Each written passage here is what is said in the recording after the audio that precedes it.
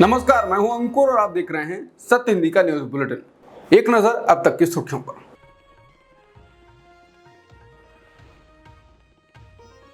मेरा सवाल आपसे ये है कि जस्टिस मदन बी लोकुर और मीडिया के काफी सारे साथियों ने आपको प्रधानमंत्री जी के साथ 1-to-1 डिबेट के लिए आमंत्रित किया है, तो ये न्योता स्वीकार करते हैं? मैं 100% किसी से भी डिबेट करने को तैयार हूं, प्रधानमंत्री से। हेलो।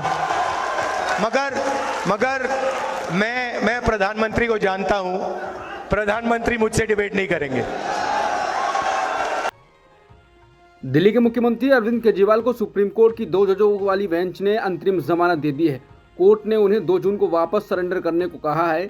21 मार्च को हिरासत में चल रहे अरविंद केजरीवाल अब 2 जून तक लोकसभा चुनाव में प्रचार कर सकेंगे। अंतरिम जमानत की घोषणा करते हुए कोर्ट ने कहा कि वो केजरीवाल की गिरफ्तारी को चुनौती देने वाले पूरे मामले की सुनवाई जल्द ही खत्म करेंगे। अदालत ने कहा कि हम जल्द ही सुनवाई कर इस केस को पूरा करने की कोशिश करेंगे।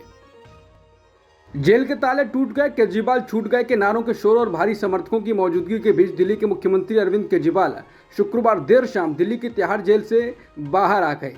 सुप्रीम कोर्ट से अंतरिम जमानत मिलने के बाद तिहाड़ जेल से 50 दिन बाद बाहर निकले केजरीवाल ने कहा, मैंने कहा था मैं जल्दी आऊँगा, आ गया। सबसे पहले मैं हनुमान जी के चरणों में वंदना करना चाहता हूँ। हनुमान जी के आशीर्वाद से आज मैं आप सब लोगों के बीच में हूँ। केजरीवाल ने कहा, मैं आप सब लोगों का शुक्रिया अदा करना चाहता हूँ। देश भर के करोड़ों लोगों ने अपनी दुआएं, अपना आशीर्वाद मुझे भेजा। मैं सुप्रीम कोर्ट के जजों का शुक्रिया अदा करना चाहता हूँ, जिनकी वजह से आज मैं आप लोगों के बीच में हूँ। केजरीवाल ने कहा कि हम सबको मिलकर देश को तानाशाही से बचाना है। मैं तन मन धन से लड़ रहा हूँ, तानाशाही के खिलाफ संघर्ष कर रहा हूँ, लेकिन 140 करोड़ लोगों को तानाशाही के खिलाफ लड़ना होगा। अरविंद केजरीवाल ने यह भी कहा कि वो शनिवार सुबह 11 बजे दिल्ली के कनॉट प्लेस स्थित हनुमान मंदिर में दर्शन करेंगे।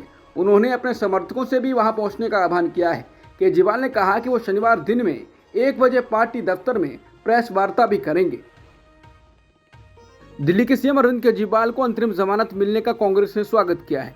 कांग्रेस नेता पवन खेड़ा ने कहा कि हम अरविंद केजरीवाल को अंतरिम जमानत देने में सुप्रीम कोर्ट का हस्तक्षेप का स्वागत करते हैं। हमें उम्मीद है कि झारखंड के पूर्व मुख्यमंत्री हेमंत सोरेन को भी उचित न्याय मिलेगा। इसके अलावा पश्चिम बंगाल के मुख्यमंत्री ममता बनर्जी ने खुशी जाहिर की है। वहीं महाराष्ट्र के पूर्व सीएम उद्धव ठाकरे के बेटे आदित्य ठाकरे ने कहा है कि अरविंद केजरीवाल को देश में तानाशाही शासन के खिलाफ राहत मिलना बदलाव की हवा का बड़ा संकेत है।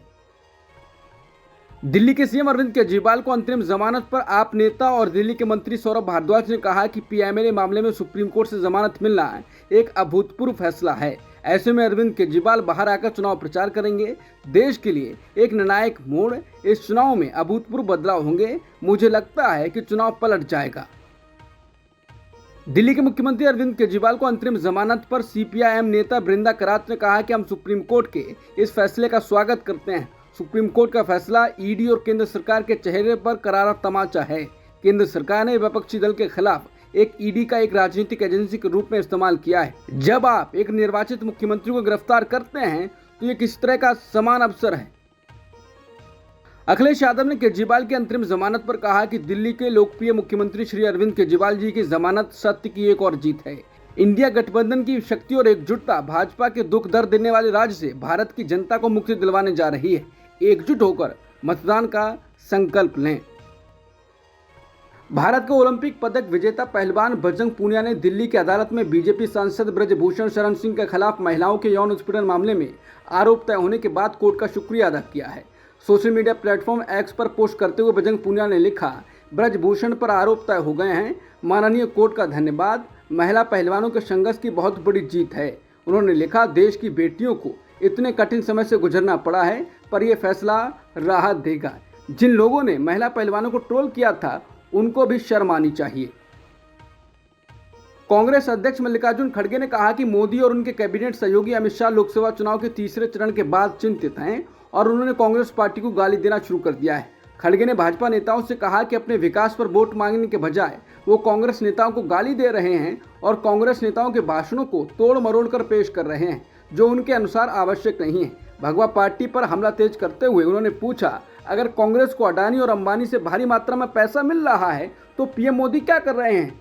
3 चरणों के मतदान के बाद मोदी और शाह सब चिंतित हो गए। उन्होंने अपने घोषणा पत्र के बारे में बात करना बंद कर दिया, लेकिन केवल कांग्रेस को गाली दे रहे हैं। प्रधानमंत्री मोदी ने कहा कि विपक्ष के लोग उन्हें जिंदा दफनाना चाहते हैं, लेकिन देश की जनता उनकी सुरक्षा ढाल है और वो उन पर कोई आंच नहीं आने देगी। महाराष्ट्र के पूर्व सीएम उद्धव ठाकरे के नेतृत्व वाली शिवसेना पर हमला बोलते हुए उन्होंने कहा कि नकली शिवसेना उन्हें इस तरह से गाली देती है ताकि वो अपने पसंदीदा वोट बैंक को खुश कर सकें। एक चुनावी रैली के दौरान विवादास्पद टिप्पणियों के कुछ दिनों बाद चुनाव आयोग के नियमों के उल्लंघन के लिए भाजपा सांसद नवनीत कौर राणा के खिलाफ मामला दर्ज किया गया है। नवनीत राणा के खिलाफ हैदराबाद के शादनगर थाने में केस दर्ज कर लिया गया है। नवनीत राणा ने पिछले दिनों हैदराबाद में माधवी लता के चुनाव प्रचार के दौरान कहा था कि कांग्रेस को वोट देना मतलब पाकिस्तान को वोट देना। बता दें, आजकल नवनीत राणा ओवैसी के खिलाफ टिप्पणी करने को लेकर चर्चा में बनी हुई हैं। उन्होंने कहा था कि पुलिस को 15 सेकंड के लिए ड्यूटी से हटा दिया जाए तो भाइयों को पता नहीं चलेगा कि वो कहां से आए और कहां गए। चुनाव आयोग ने कांग्रेस के राष्ट्रीय अध्यक्ष मल्लिकार्जुन खड़गे को कड़ी फटकार लगाई है। अब तक 3 चरणों के हुए मतदान का डेटा जारी करने को लेकर खड़गे ने आरोप लगाए थे। उनके इसी पत्र को लेकर चुनाव आयोग ने कहा कि खड़गे के बयान से निष्पक्ष चुनाव में बाधा आती है। चुनाव आयोग ने कहा कि चुनाव के बीच खड़गे भ्रम फैला रहे हैं और ऐसे बयानों से मतदाताओं की भागीदारी पर भी नकारात्मक प्रभाव पड़ सकता है। चुनाव आयोग के द्वारा खड़गे को फटकार लगाने के पत्र को रीट्वीट कर योगेंद्र यादव ने कहा कि भारत का चुनाव आयोग अब इस चुनाव में अंपायर नहीं है बल्कि राजनीतिक खिलाड़ी बन गया है। अगर आपको कोई संदेह है तो इस पत्र का आक्रामक, आरोपात्मक और धमकी भरा लहजा पढ़ें।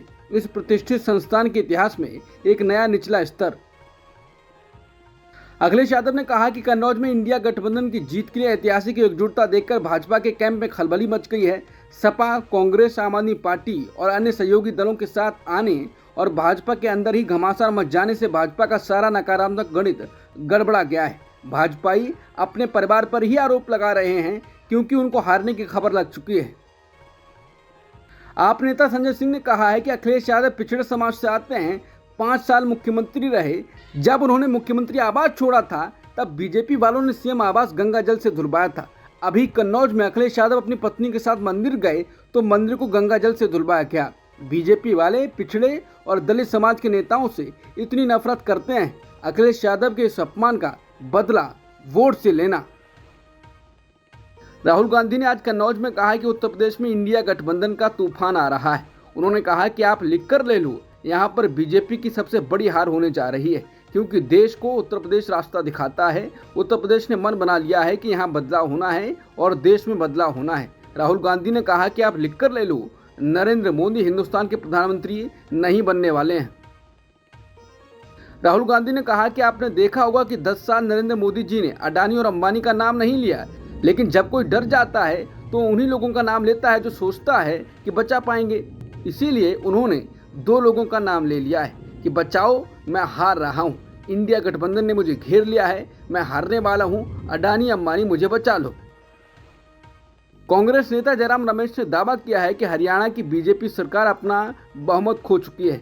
समाचार एजेंसी पीटीआई से बात करते हुए जयराम रमेश ने कहा कि हरियाणा की बीजेपी सरकार ने साफ तौर पर बहुमत खो दिया है। 3 निर्दलीय विधायकों ने समर्थन वापस लिया है। ये राष्ट्रपति शासन लगाए जाने का परफेक्ट मामला है। जयराम रमेश ने कहा कि बीजेपी ऑपरेशन लोटस चला सकती है। बीजेपी वो सब कर सकती है जो वो 10 साल से करती आई है, लेकिन हरियाणा में बीजेपी के दिन पूरे हो चुके हैं। बीजेपी हरियाणा में उतने ही दिन की मेहमान है जितने दिन की मेहमान केंद्र में है। कांग्रेस महासचिव जयराम रमेश ने कहा है कि 19 अप्रैल के पहले दौर के बाद यह स्पष्ट हो गया था कि दक्षिण में भाजपा साफ, उत्तर में भाजपा हाफ। 27 अप्रैल को दूसरे दौर के बाद यह और भी साफ हो गया कि पूरे दक्षिण भारत में बीजेपी का पूरी तरह से सफाया होने जा रहा है और भारत के उत्तर और मध्य भाग में भी 2019 की इसकी संख्या आधी रह जाएगी। इसलिए मैं कहूँगा कि 3 राउंड के अंत में हमने 2004 में जो देखा था वो 2024 में रिपीट होने जा रहा है। इंडिया अलायंस को स्पष्ट और ठोस बहुमत मिलने जा रहा है। ये एक जाने वाले प्रधानमंत्री हैं। सीपीआईएम के महासचिव सीताराम येचुरी का दावा है कि इंडिया ब्लॉक आम चुनाव जीतेगा और केंद्र में एक सेक्युलर सरकार बनाएगा और भाजपा की हार आसन है। मोदी के अडानी और अंबानी पर कांग्रेस पार्टी को काले धन की आपूर्ति करने के आरोप पर येचुरी ने कहा कि मोदी ने अपनी टिप्पणियों से इस बात पर सहमति व्यक्त की है कि देश में काला धन अब भी कायम है। मोदी जी के आशीर्वाद से अडानी ने अकूत संपत्ति जमा कर ली है। अब मोदी ही अडानी पर निशाना साध रहे हैं। कांग्रेस नेता पी चिदम्बरम ने पीएम मोदी के उस बयान पर पलटवार किया है जिसमें उन्होंने अडानी अंबानी का नाम लेकर राहुल गांधी पर हमला बोला था। चिदम्बरम ने पीएम मोदी के आरोपों को लेकर राहुल गांधी की जांच की मांग को सही ठहरा है। चिदम्बरम ने सोशल मीडिया प्लेटफॉर्म एक्स पर लिखा, पीएम मोदी के आरोपों पर राहुल गांधी की जांच की मांग बिल्कुल सही है। पीएम मोदी ने बेहद गंभीर आरोप लगाए हैं कि 2 बड़े उद्योगपतियों ने टेम्पो में कैश भरकर कांग्रेस पार्टी को दिया है। चिदम्बरम ने कहा है, चूंकि ये आरोप पीएम मोदी ने खुद लगाए हैं, इसलिए इन्हें बेहद गंभीरता के साथ देखा जाना चाहिए। राष्ट्रीय जनता दल के नेता तेजस्वी यादव ने कहा है कि पीएम मोदी को 10 साल मौका मिला पर उन्होंने देश को अनफिट कर दिया। समाचार एजेंसी पीटीआई से तेजस्वी यादव ने कहा कि देश को ये फिट कब करेंगे। 10 साल इन्हें देश को फिट करने का मौका मिला, लेकिन महंगाई, बेरोजगारी बढ़ती जा रही है। युवाओं को ये फिट कब करेंगे। लोगों का जीवन तबाह कर दिया है। अमेरिका ने गुरुवार को भारत के चुनावों में वॉशिंगटन के दखल के रूस के आरोपों को खारिज कर दिया और कहा कि वो दुनिया में कहीं भी चुनाव में शामिल नहीं होता है। विदेश विभाग ने कहा कि चुनाव भारत के लोगों को करने हैं। विदेश विभाग के प्रवक्ता मैथ्यू मिलर ने कहा कि हम भारत के चुनावों में खुद को शामिल नहीं करते हैं क्योंकि हम दुनिया में कहीं भी चुनावों में खुद को शामिल नहीं करते हैं। ये फैसले भारत के लोगों को करने हैं। भारत में अमेरिका के राजदूत एरिक गारसिटी ने भारत के लोकतंत्र पर टिप्पणी की है। एरिक गारसिटी ने कहा है कि अगले 10 साल में भारत जीवंत लोकतंत्र होगा। नई दिल्ली में एक इवेंट में हिस्सा लेते हुए एरिक गारसिटी ने कहा कि भारत आज की तरह स्वतंत्र और निष्पक्ष चुनाव के मामले में अगले 10 साल में जीवंत लोकतंत्र होगा। वहाँ कुछ चीज़ें खराब हैं, लेकिन बहुत सारी चीज़ें बेहतर भी हैं। उसका कानून है, उनके मुताबिक आपको वोट डालने के लिए 10 किलोमीटर से दूर नहीं जाना होगा। अगर कहीं पहाड़ों पर कोई साधु रहता है तो वो वहाँ 2 दिन की यात्रा करके वोटिंग मशीन लेकर जाएंगे और वोट डलवाएंगे। एरिक गारसिटी का ये बयान ऐसे वक्त में आया है जब रूस ने अमेरिका पर भारत में हो रहे लोकसभा चुनाव में अस्थिरता लाने के आरोप लगाए हैं।